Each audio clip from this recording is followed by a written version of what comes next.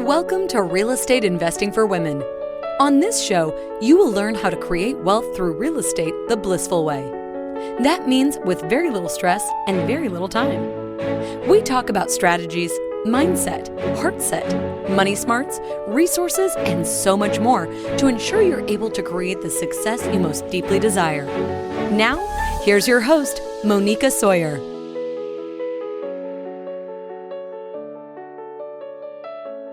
Today, I am so excited to welcome to the show Harriet Morris. Harriet is a coach and host of two podcasts, The Rebel, Queen, Empath, and Eating Coach, or The Eating Coach.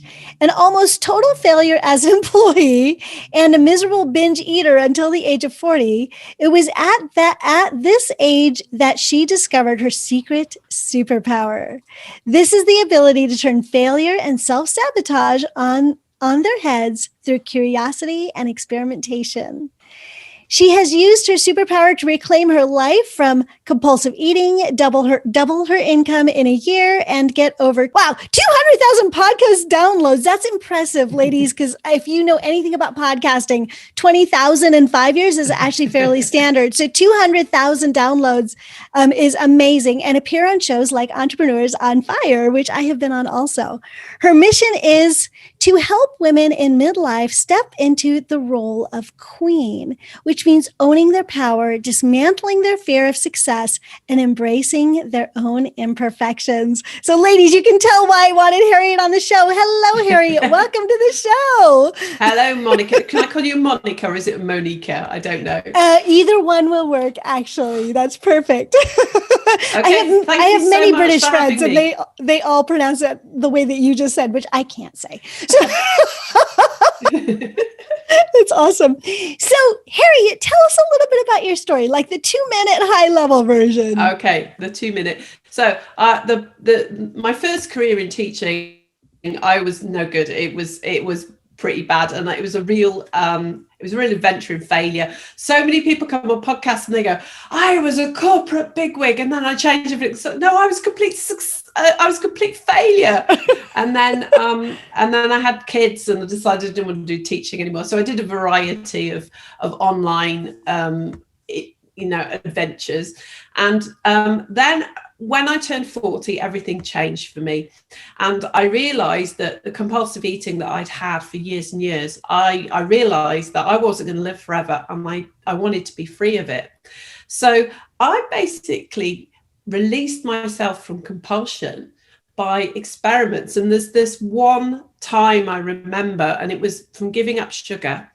And I'd given up sugar for about 6 weeks, and I'd done it through experimentation. None of the gurus could help me. But what happened was I was standing in the supermarket and I was right in front of all the chocolate, and I thought, I've had enough. I've had enough of all this that I've done. The food rebel was back. I'm just going to have the junk. And my hand reached out and I was thinking, which bar shall I have? And as that happened, the most bizarre thing took place, which was my feet turned and walked in the other direction. And the funny thing is, Monica, because, we're generally attached to our feet, I went as well. And I was like, what was actually going on in a nutshell was that I had trained my subconscious over 6 weeks just through experimentation to take a different action when I got a craving. And it was like a distraction action. And even though that day I said, I'm not doing any of these distractions, my subconscious noted that I was stopping, and it decided that we were going to walk away anyway. And I was kind of annoyed because I wanted the junk, but at the same time I was like, wow. And so from then, a couple of years later, then I started coaching people with binge eating, and it all went from there. And then I started my podcast, all these things that I was scared to do, that this is the thing. I had no self-belief. I had no self-belief when I gave up all the junk. I had no self-belief when I started coaching, started podcasting. I just did everything as an experiment. And I think that is the message I want to give people, that you do not need to have belief in yourself. You just need to be curious. I love that. And I love that story about sort of like a magic wand, your feet like had a life of their own, right? And ladies, I know that normally I don't have people that talk about eating on the show. But part of what really engaged me with Harriet was, first of all, she's really delightful. So I wanted to share her with you ladies. But the other thing is that, I say this on the show all the time, right? How we do anything is how we do everything. And if we have compulsive behaviors, that's going to show up in different ways. Now, sometimes it can be a really good thing. Like my husband is compulsive, and how that shows up is he's compulsive about me. He gives me a lot of attention, right? So there are good things about compulsions, but a lot of times it shows up in a bad way. For instance, a compulsion to be lazy, to procrastinate, to self-sabotage, right? There's a lot of things that we do compulsively that show up in a bad way. So if we have tools to adjust our compulsions, well, even if we're talking about an eating disorder, now I can use it in making telephone calls, in talking to my clients, and talking to my tenants, like all of these things that we do in our lives. Now we've got a tool to adjust all that. So of course, like I also am always on a diet. I can't believe I just said that on air, but I am. I'm over 40, right? And my metabolism doesn't cooperate as much as I would like to sometimes. And so my initial attraction to Harriet was, I want to figure out how to have the magic wand to make my feet move the other way. But what I realized was through getting to know her more, is that this is really relevant to real estate too. So ladies, you're going to get, two birds with one stone in this one when we're talking to Harriet. So thank you so much, Harriet. I'm really excited. So let's start by talking about the Queen identity.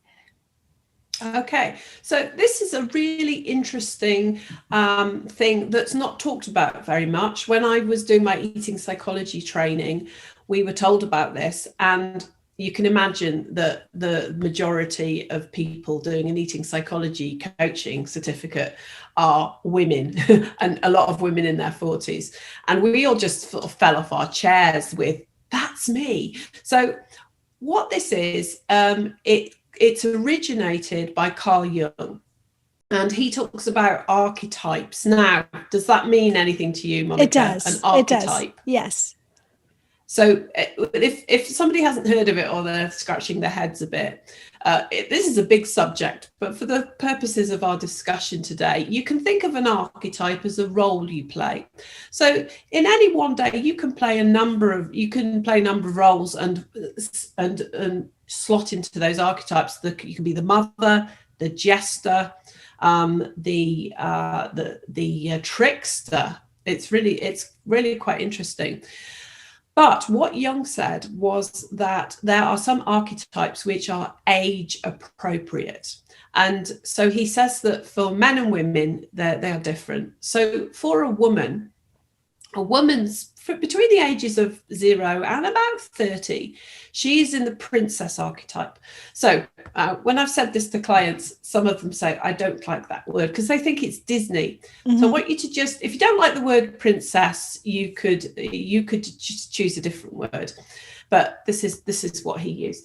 And so the princess archetype is something like this. I am not very sure of myself.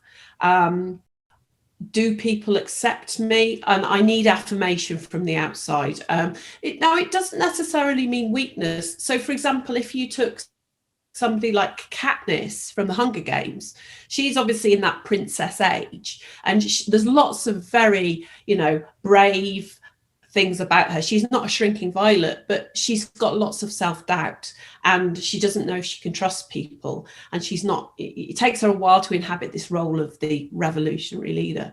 So you've got that from 0 to 30. Now, what should happen in an ideal world, and as you know, we don't live in an ideal world, around the age of 30, a woman should start to transition to the queen identity. And it's a long transition. So by the time that we're 50, we should have got there. But by the time a woman is 40, she should, as we were told on my training, be on the queen program. So the difference between the princess and the queen is that as I said, the princess is full of self-doubt and she wants affirmation from the outside. The queen She's sitting on a throne. She doesn't need that outside affirmation. She's sitting there, and it's like people come to her and she knows who she is. So, but what's happened in culture is that women are constantly being, well, it's changing now, but, you know, like traditionally, women have been told that actually try and be younger, get the anti-aging cream on and try and be like a princess. And it's actually very interesting because I think a lot of the women who've come to me with eating issues, I say to them, do you know what? I think you're binge eating. It's a bit like this beautiful alarm call saying, stop trying to do this, because they're trying to diet to be less. It's very princess, when actually life wants them to sit on their throne and be the queen and, you know, accept themselves more. And if they've got weight to lose or to get fit, they can do that, but in an empowered way. Anyway, that's a side point because I know this is not the point of this interview. Anyway, but the point is that once I saw this, I was like, this is I learned this in my early 40s, and I was like, right, I can't wait now. I'm on the Queen program. And it's all about reframing things so that when you have an issue, say you have a negotiation issue that comes up, you know, with rent or something like this, instead of maybe thinking, oh, I must be collaborative, you know, because girls are brought up to please people and to be collaborative. I know these are massive generalizations, but it's about saying, no, wait a minute, I'm on the Queen program. How can I be more regal about it? Does that make sense? It does. I think it's so interesting because I think that the capacity for collaboration is is a female superpower that men are not as gifted with. And so I think that as we take it from the princess area where it's collaboration for affirmation, we move it to collaboration to create empires, right? Like as a queen, now you're collaborating with other queens and you're creating empires, you're creating big things. You're not looking for validation. You're each bringing your own gift now to the table, right? Like the round table of queens, right? And now as all of us bring our superpowers, we now can create something much larger than ourselves. I think collaboration still exists, but I think that this idea of being on the throne, puts us in a different position. And I have to say, Harriet, it's so interesting, this conversation, because I have always called myself the princess. I always say I'm royalty without responsibility, which is kind of like a goofiness about me. It wasn't that I didn't have self-confidence. Of course, I went through all of that, but that was kind of my thing, is like, I never wanted to be queen. I never wanted. And yet now I very definitively am the queen that sits on my throne. And I'm more collaborative. I lift women up more. I have more power. And I have a lot more self-respect. I've sort of earned my own self-respect. Does that make sense? And I think that transition it's been one amazing to watch in myself. It's hard, right? Because you don't know what's happening. In my case, it wasn't an intentional thing, but it's been interesting to watch that transition and to watch the way the world has changed around me because of the paradigm shift that's just happened inside of my own head, you know? Yeah, absolutely. And I think just like, what does it do to the very concept of middle age and getting older? It's like, yes, that's it. I remember once I was in a bar and I went into the bathroom there, and there was a girl there, and she was so drunk, and she was crying to her friend and going, but he doesn't want to see me anymore. She was texting him, and I remember I looked at her and I thought, oh, I'm so glad I'm not a princess. I know. If he doesn't want to see me anymore, his loss, whatever. Exactly. Where's the nearest throne? Yeah, exactly. Awesome. Well, cool. So then let's talk about actions change belief. I love this topic. And I know that as a queen, we step into action before we believe we're queen, right? So yes, that's exactly it. Because there's a very interesting concept this is a concept that I created because I was really tired of, you can Google inspirational quotes, and you can see all these quotes of people saying you have to believe yourself and just believe in yourself and everything will follow. And when I was really compulsive, all I knew was that I hated my life.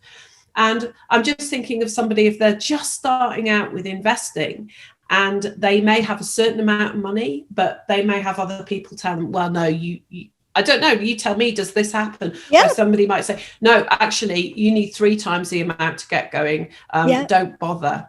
Right. Yeah. You need 3 times the amount, or real estate is risky. You don't know enough.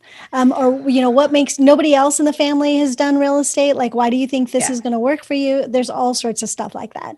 Yes. Yeah. And I'm obviously I'm not recommending just going and yes, of course, taking massive risks, but there's certain actions you can take that starts to help you see yourself as an investor. So and it's the actions we take that then give those beliefs legs. And yeah, sure, it's good to do affirmations and to work on your beliefs, but I think it has to happen, along with the action. And that's how I've managed to do anything that I've done and help anybody that I have, is by just diving in and doing it imperfectly as well. Definitely. Yeah, I think there is this belief that if we have a particular mindset, things will be attracted to us, right? And I even just mentioned that, right? Like the way that I changed, now the world is showing up differently. It's true, but I didn't just change my mind. I changed the way that I acted. I changed the way that I was showing up. I changed what I was doing. And most of it was very scary, right? And I only give that, I hope this doesn't sound like bragging. It's not that. It's that I get it. This is really, really, really hard. And hopefully to model what the possibilities are. And you too, Harriet, are modeling what the possibilities are. Because even if we have self-doubt, if we take direct, focused action, we have the affirmations to boost us up enough to actually take those actions and then to support them, right? So we've got our mind and what do you want to call it? It's not really body, but we've got our mind working in 2 ways, right? To move us forward. That's going to help us. I think a lot of people think that this whole attraction idea sounds like magic and it's wonderful, but nothing happens until you take action. Action has to happen. There's a great quote from Steve Pavlina, who's possibly he's somebody that I follow. He's a blogger, personal development blogger, but he says that the best tools of the law of attraction are your hands and feet. And also, I would also say your mouth. Mouth. When you're negotiating, when you want to set something up, when you just want to ask for help, you can sit there and do affirmations till you're blue in the face, but it's going out and taking action. I don't really think in terms of the universe, but I think in terms of life, that I'm doing deals with life. It's like, okay, you want to start off investing, then go out and do something, because you're saying to life, look, I'm actually having a go, instead of waiting for life to present an opportunity to you. Life's going to say, well, no, you've got to do some work first. And I quite like that idea of making deals with life. Yeah. My dad used to always say, God helps those who help themselves. And so as long as I'm out there taking action, God will support me. And I've always believed that. And it has always proven to be true. So, but he's got to know what I'm doing and what I'm wanting, so what I'm willing to work for. Yeah. So, okay. So then the next topic you talk a lot about is sort of this imperfect visibility. Let's talk a little bit about that. Okay. So I started out with just incredible body hatred, and then I worked on this, and actually in 2019 I created something called the Body Confident Project, and it was a project to see if I could help any woman, including myself, because I had my own body image issues, start to accept herself when she looked in the mirror. And I think this is so important for women. It's not just a beauty thing, it's about how you're showing up as the queen. because I see so many women and they're just incredible, and then they'll just say something like, oh, I just need to lose 5 pounds, and the queen just shrinks to the princess. So and this happened, and we had me and then the clients I was working with, we could look in the mirror and go, I look great. The really funny thing is, though, that in lockdown everything changed, because I couldn't go to the gym, because going to the gym and thinking about the gym in the right way, in an empowered way, as in I want to be stronger rather than be less, that was a big part of this imperfect visibility. And then lockdown changed everything, and I kind of went 10 steps back. And on my podcast, on the Eating Coach podcast a couple of months ago, I recorded this incredibly personal episode, and it was like somebody who's gay coming out. I was saying, I just want to tell you that I've been really compulsive during lockdown, and I've put weight on, and I'm now dealing with this in my own empowered way, without thinking about calories or anything like that. So that was actually just to say, this is me and I'm imperfect. I think that is so incredibly powerful. It's also really powerful for us as role models. One thing I hear time and time again is this longing from women in midlife to be better role models for the younger women, but it's like they don't know how to be. And so that's one of my things, is I want to help them, step into that imperfect visibility, so they can say, no, I don't look like a supermodel, but listen, how many people do you know who live in a mansion? Not all of us, but nobody gets up and says, oh, I'm so angry I don't live in a mansion, but they seem to do that with their bodies, and that stops people living their lives, I think. I've gone on quite a lot. I don't know. Is this, that's okay. Is this I get passionate about this topic. I couldn't tell that you're passionate. Nope. I love your take on being uncomfortable, this sort of idea of uncomfortability. Could you share with my ladies your take on that? Okay, uncomfortability is saying I am willing to be uncomfortable. Now, there's two kinds of discomfort. And this is what people don't understand unless they're already doing it and they go, oh, yes, I do that. Or they experience it. So let's take, for example, your first investment you want to make. And you've done your due diligence and you've got the advice, and it's a risk that you can manage, but you're still, I don't know what to do. So you've got two choices, really. And the key thing is accepting both of these choices include or will lead to discomfort. So discomfort number one is not doing this, is staying where you are. And that's okay. It's not as bad initially as the other discomfort, but you don't get anywhere. Nothing changes. The other kind of discomfort is what I call this uncomfortability, where I'm actually going to go in and do it. And from that, you learn, you'll learn something. Your knowledge will go further. You will learn to make better decisions. But what's really interesting is that you manage your cognitive dissonance. So cognitive dissonance is, for example, somebody who smokes, they know that it's bad for their health, but they're smoking. And it's having two contradictory truths in your head. And what's very interesting is that the brain can't stand it. So you'll hear hardly anybody smokes anymore, but people used to say, if I knew somebody, I don't know anyone who smokes now, but when people they'd say, oh, I'll give up next month, or oh, my granddad smoked and he drank whiskey and he lived to be 100. So they're saying it's not actually that bad. So people will come up with this nonsense because to basically kill this cognitive dissonance. But there's something else you can do which is much more interesting with cognitive dissonance.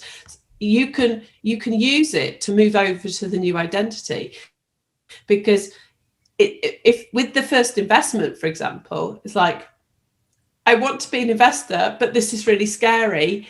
What if it fails? So you've got these two truths.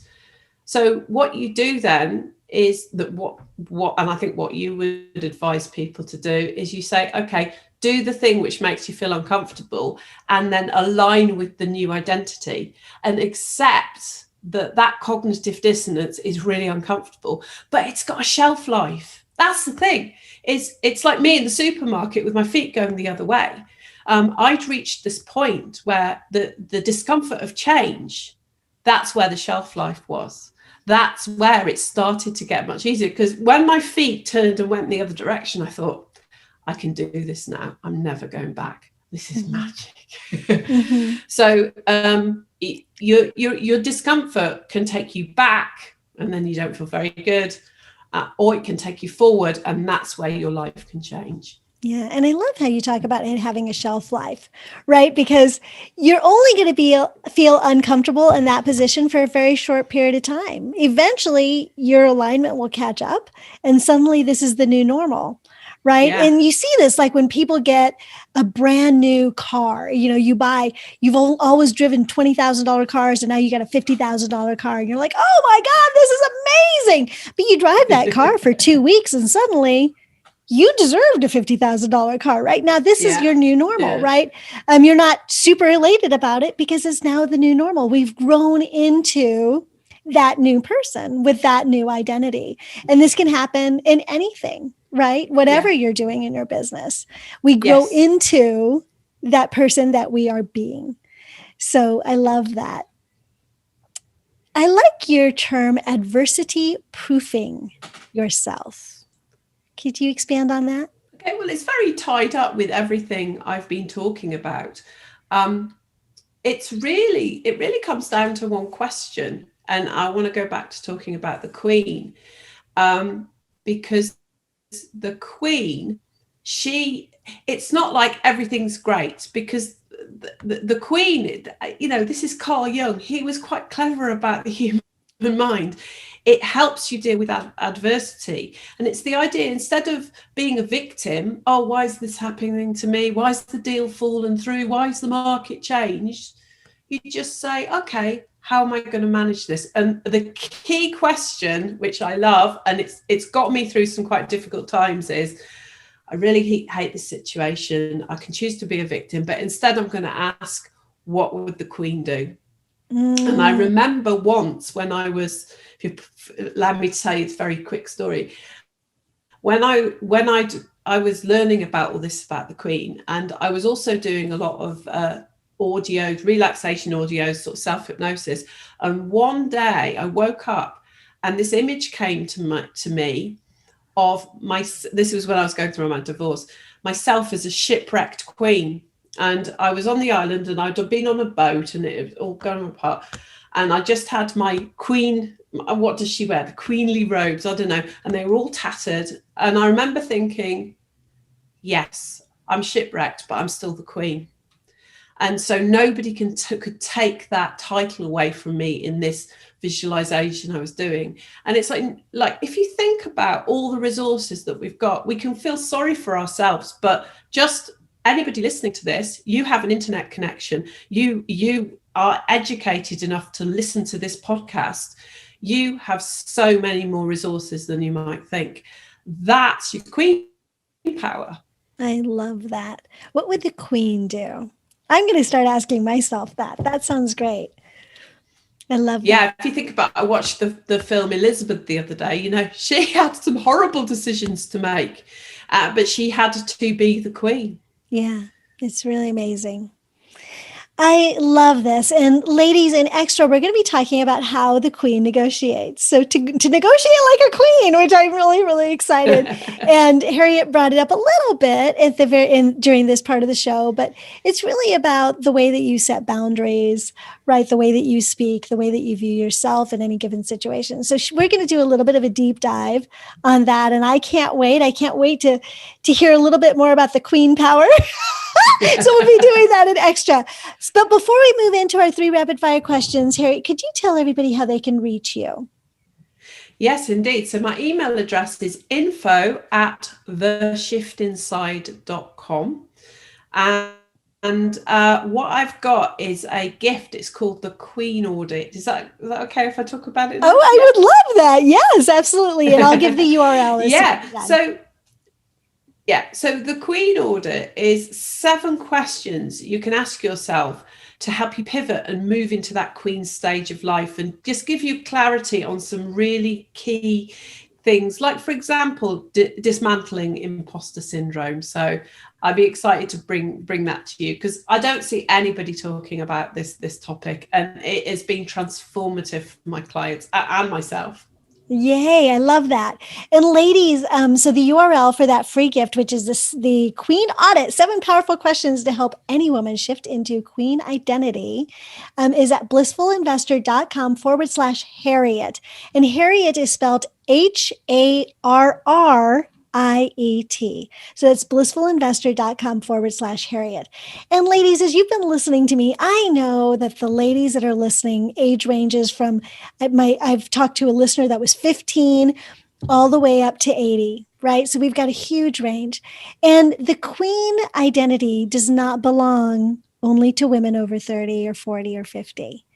If you can sit on your throne significantly earlier in life, completely a new way of living happens for you. And then your queen can evolve. So don't feel like, if you're a younger woman, that this isn't for you. As a matter of fact, I would encourage you to step into that queen as soon as possible, because there's no reason to doubt yourself. You're the same person, right? Yeah. Start sooner. If you think about somebody like Hermione from Harry Potter, she was obviously princess, but she had definite queen elements to her personality. So you're right. Absolutely. Yay. Okay, Harriet, are you ready for our 3 rapid fire questions? Absolutely. Okay, so give us 1 super tip on getting started investing in real estate. Okay. Never tolerate the objection, I don't know. In this day and age, I don't know won't cut it. That is victim talk. Okay.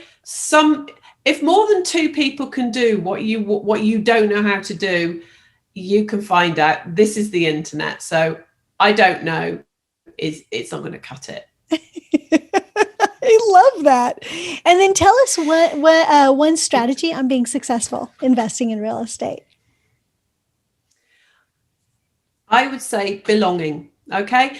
I've heard on your podcast, you talk about the certain clubs that you're inviting people to. And I think this is a great idea, because you're going to come across problems. You're going to come across maybe people who are trying to, step on you in some way. And if you're part of a group, and especially you're part of a group who know more than you, then that gives you a core inner strength. It's something called cave brain. I talk about an awful lot, but cave brain needs to be part of a group.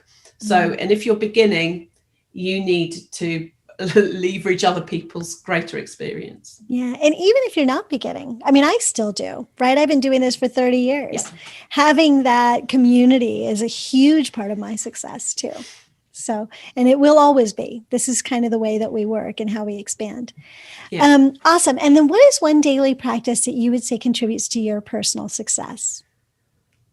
Okay, it's quite boring. I was going to say meditation or something like this, but that is good. But actually, do the most important thing first, because you can go, oh, I want to do this and this and this and this. No. In the morning, our brains are at our best. If you do the most important thing, you have this feeling of satisfaction, and everything else falls into place, I think. I love that. Yay, this has been amazing. Thank you for all you've shared, Harriet, on this portion of the show. Thank you. It's been a delight to come on. I'm honored. And ladies, we've got more. We're going to be talking about negotiating like a queen, which I'm excited about. So stay tuned for Extra. If you are not yet subscribed to Extra, but would like to be, this is going to be a really fun episode. You might want to do it now. Go to realestateinvestingforwomenextra.com. You get the first 7 days for free. So check it out and you can stay if you like. It's realestateinvestingforwomenextra.com. For those of you that are leaving us now, thank you so much for joining Harriet and I for this portion of the show. I so appreciate you, and I look forward to seeing you next time. And until then, remember, goals without action are just dreams. So get out there take action, and create the life your heart deeply desires. I'll see you soon. Bye. I hope you enjoyed today's show. If you'd like to find out more about how to become a blissful millionaire, go to blissfulinvestor.com. See you next time.